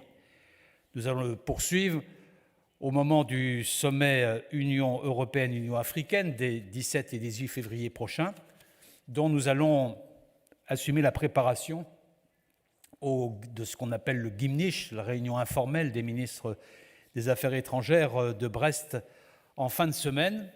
Nous serons les 27, mais nous serons aussi accompagnés par le président Moussa Faki et par mon homologue sénégalaise, puisque c'est le Sénégal qui assurera le mois prochain la présidence de l'Union africaine. Notre travail, ce travail en perspective, s'organisera autour du triptyque prospérité, sécurité, mobilité. Il s'agira de bâtir une vraie relance euro-africaine durable dans tous les domaines où se joue notre prospérité commune. D'abord en soutenant les économies africaines par l'allocation de droits de tirage spéciaux au profit du continent, avec un objectif, vous le savez, de 100 milliards de dollars, en soutenant les économies africaines par l'appui à l'entrepreneuriat et à l'innovation, en soutenant aussi par le renforcement de nos partenariats commerciaux euro-africains en appui à la résilience économique de l'Afrique et par le développement d'infrastructures de qualité. C'est essentiel pour donner des perspectives d'emploi et donc des perspectives d'avenir à la jeunesse africaine qui sera au centre de nos préoccupations. Nous poursuivrons cette volonté de relance euro-africaine en soutenant les transitions énergétiques et numériques qui sont aussi au cœur de notre plan de relance européen. Et parce que la prospérité suppose la maîtrise de la pandémie, en soutenant la production locale de vaccins avec l'ouverture de plusieurs hubs de production, je pense entre autres à l'Afrique du Sud et au Sénégal, mais pas uniquement, et en aidant au renforcement des systèmes de santé nationaux et tout particulièrement des agences de réglementation pharmaceutique, en s'appuyant notamment sur l'expérience de l'Agence européenne du médicament qui a un rôle très structurant au sein de l'Union européenne, comme on l'observe depuis que les vaccins contre la Covid sont disponibles. Il s'agira aussi de contribuer à ce que les Africains accroissent leur capacité à assurer la sécurité du continent. J'ai dit le triptyque prospérité, sécurité, mobilité. Sécurité du continent par des initiatives portant sur nos priorités communes, l'endiguement de la menace terroriste du Sahel vers le golfe de Guinée, la lutte contre la piraterie maritime dans le golfe de Guinée. L'objectif est ainsi, concrètement, à titre d'exemple, d'appuyer, de revivifier ce que l'on appelle l'initiative d'Accra ou le processus de Yaoundé. Il s'agira enfin, prospérité, sécurité, mobilité, de repenser la question des mobilités pour favoriser les échanges entre nos deux continents, notamment par une amélioration du programme Erasmus+ pour l'Afrique et par le renforcement des mobilités croisées de nos étudiants et de nos chercheurs.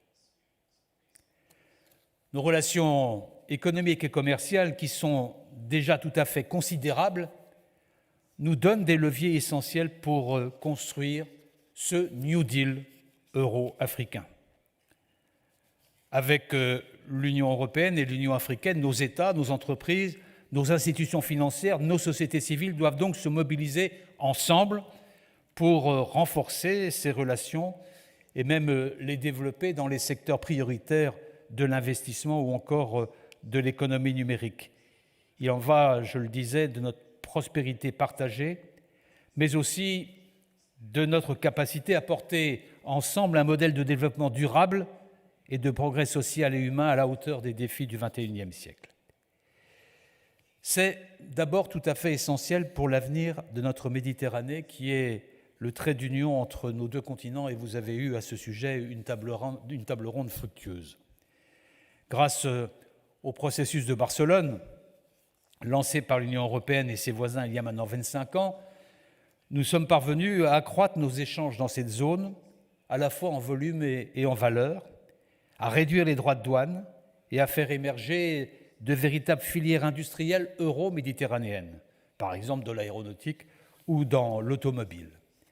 Ce sont autant de succès dont nous pouvons être collectivement très fiers, et je tiens à saluer le travail de l'Union pour la Méditerranée et de son secrétaire général Nasser Kamel.